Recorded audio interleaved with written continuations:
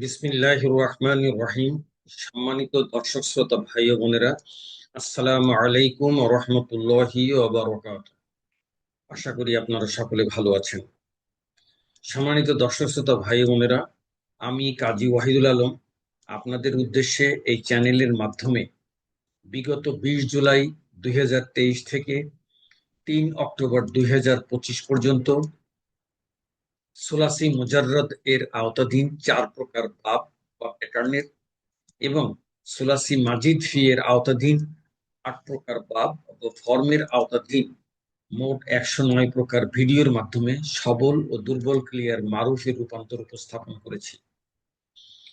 সর্বশেষ ভিডিও উপস্থাপনের প্রায় 10 মাস অতিবাহিত হওয়ার পর দর্শক শ্রোতার চাহিদা মোতাবেক আমি আপনাদের উদ্দেশ্যে এই একই চ্যানেলের মাধ্যমে সুলাসি মুজাররদ এবং সুলাসি মাজিদ ফি এর নির্বাচিত ফর্মের আওতাধীন ভিন্ন ভিন্ন মারুফ ক্রিয়া সমূহের মাঝুলে রূপান্তরের পরিকল্পনা করেছি।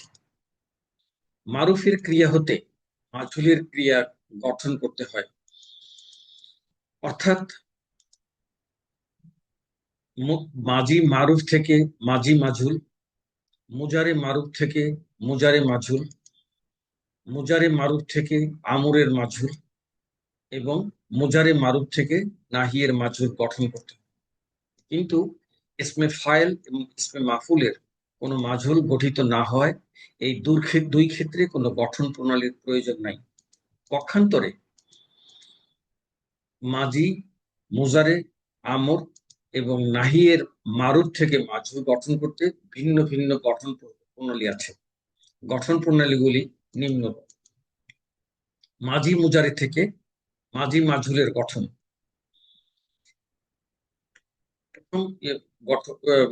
গঠন শেষ বর্ণ অর্থাৎ লাম কালিমা অপরিবর্তিত থাকবে, সাকিনযুক্ত বর্ণ অপরিবর্তিত থাকবে, শেষ বর্ণের পূর্বের বর্ণে অর্থাৎ আইন কালিমা জের হবে এবং অবশিষ্ট হরকতযুক্ত বর্ণে পেশ হবে।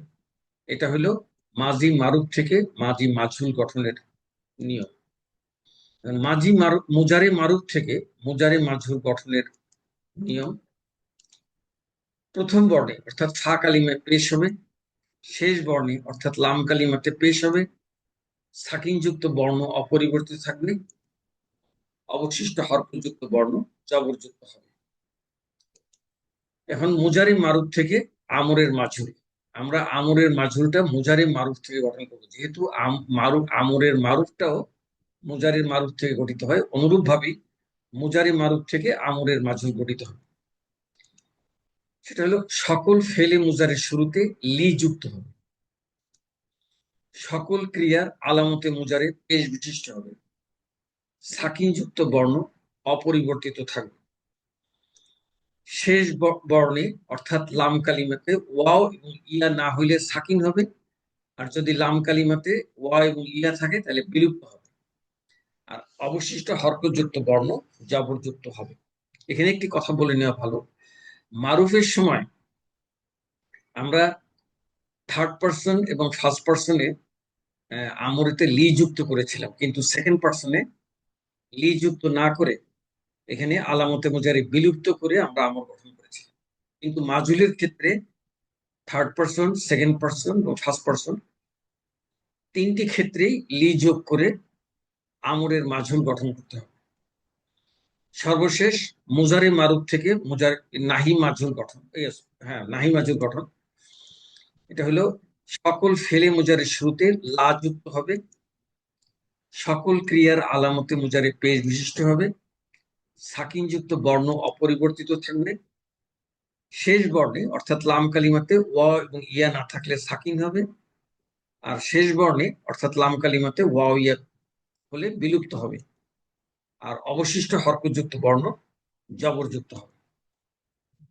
সম্মানিত দর্শক শ্রোতা ভাই ও বোনেরা, গঠন প্রণালীগুলি অবগত হয়ে আপনি সহজেই সোলাসি মুজাররদ ও সোলাসি মাজিদ ফি এর সকল প্যাটার্ন অথবা ফর্মের মারুফ থেকে মাজুল গঠন করতে সক্ষম হবেন ইনশাআল্লাহ।